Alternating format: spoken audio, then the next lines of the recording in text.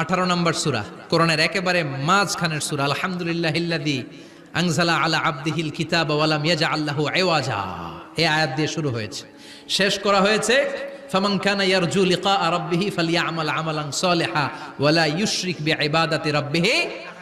আর মাঝখানে আছে ওয়ালিয়াতালাত্তাফ। হাফেজ সাহেবরা উত্তর দাও, মাঝখানে আছে কি? কথা কন।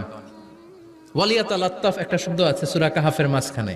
কোরআনের সব জায়গায় এক ফন্টে আয়াতগুলো লেখা, কিন্তু ওয়ালিয়াতালাত্তাফ মোটা করে লেখা আছে না, ডবল ফন্টে লেখা, মোটা, কারণ এটা কোরআনের একেবারে মাঝখানে অবস্থিত এই শব্দটা ওয়ালিয়াতালাত্তাফ।